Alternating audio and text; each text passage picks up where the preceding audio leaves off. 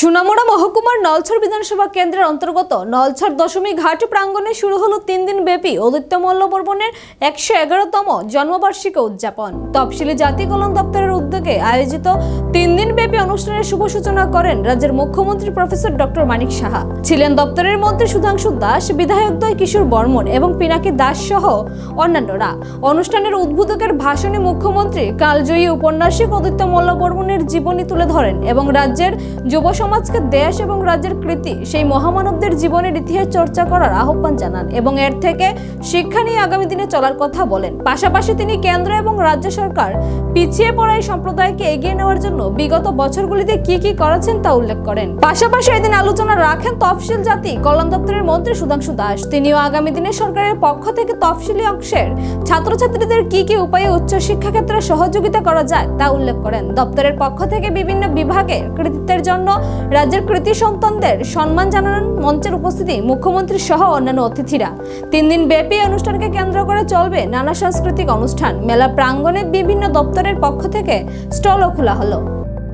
Minor school থেকে scholarship পেয়ে 1927 সালে ব্রাহ্মণবাড়িয়ার জগন্নাথ হাই স্কুলে উনি ভর্তি হয়েছিলেন এবং আপনারা হয়তোবা আমরা ছোটোবেলায় করেছি, কিন্তু উনি 3 মাইল খালি পায়ে হেঁটে উনি স্কুলে যেতেন এবং 13 বছরেই উনি এইভাবে উনি পায়ে হেঁটে স্কুলে যেতেন।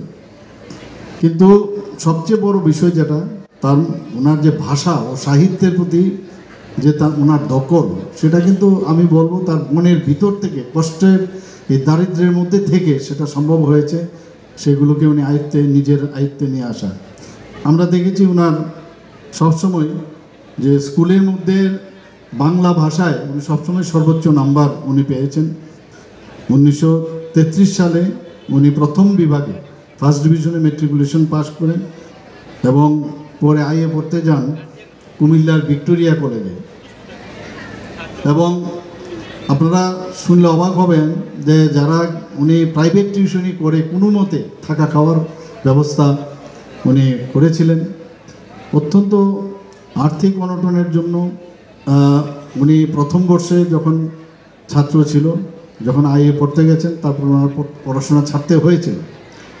এবং এখানে আমার মন্ত্রী বাহাদুর বলেছেন যে বিভিন্ন যখন উনি কলকাতায় চলে যান জীবিকার সন্ধানে, সেখানে উনি নবশক্তি পত্রিকা 1935 সালে সহকারী সম্পাদক হিসাবে ছিলেন এবং সম্পাদক ছিলেন প্রেমেন্দ্র মিত্র। পরবর্তী সময়ে প্রেমেন্দ্র মিত্রর পরে উনি কিন্তু সেই নবশক্তির সম্পাদক হন।